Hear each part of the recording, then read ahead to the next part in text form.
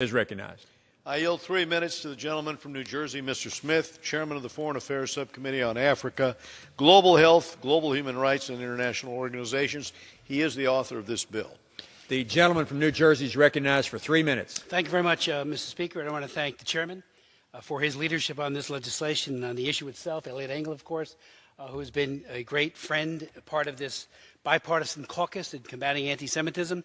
And you, Mr. Presiding Speaker, you're one of the co-sponsors. We've got 83 bipartisan co-sponsors, and this is an idea whose time has come. I especially want to thank Leader McCarthy for making sure the bill got to the floor today, for his leadership and strong support for it. Anti-Semitism, Mr. Speaker, is exploding.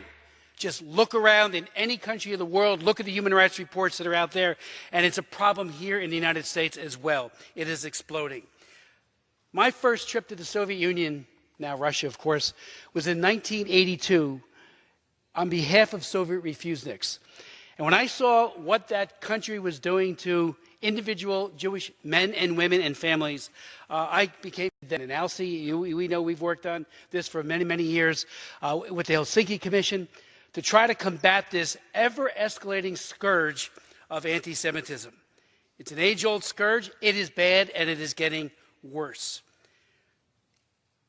There is a persistent anti-Semitism, as I think my colleagues know, that historically has manifested itself throughout European history, from pogroms in Russia to the Dreyfus Affair to Nazism in the 1930s, and of course, the Holocaust, right up into modern-day iterations. This has been joined, however, by two other streams of hate, one emanating from the world of militant Islam, and one which is sometimes fomented by countries such as Iran. Strains of this new anti-Semitism can be heard in the demands of the BDS movement, the boycott, divestment, sanctions, which always singles out Israel, and rarely other countries like China who engage in pervasive human rights abuse. My friend and former Soviet refusenik, Natan Sharansky, testified at two of my hearings on combating anti-Semitism. He proposed what he called a simple test to help us distinguish between legitimate criticism of Israel from anti-Semitism. Sharansky called it the 3 Ds: demonization, double standard, and delegitimization.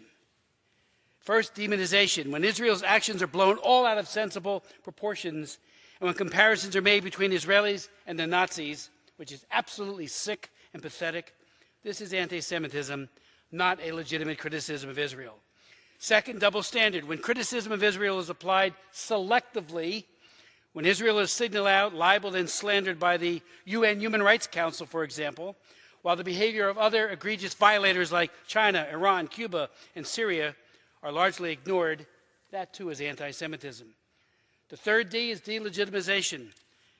In other words, Israel does not have a fundamental right to exist. In light of this, there's an urgent need for a comprehensive U.S. government approach. Gentleman's time has expired. I yield the gentleman an additional minute. Thank you. Gentleman is recognized for 1 minute. There is a need for a comprehensive approach. In 2004, I offered an amendment that became law to create the Office to Monitor and Combat Anti-Semitism, and also the amendment that created the Special Envoy. And I do call on President Trump to name that Special Envoy. This elevates it to ambassador. So there will be additional gravitas, and so that this individual, whoever he, she, or he may be, will have the ability to have direct access to the Secretary of State on the issue of combating anti-Semitism. The bill also prohibits the position from being double-hatted. And we know how that happens. All of a sudden, one person does all these different kinds of portfolios and becomes a master of none. And it also requires, as Elliot Engel said a moment ago, that within 90 days of enactment of this act and thereafter, we need this name and we need this to be put forward so that we can get that person on the job and doing this great work. Again, Peter Roscom, I look around, people who are getting ready to speak, Ileana Ros-Lehtinen, 83 co-sponsors, totally bipartisan and absolutely needed. Yield back.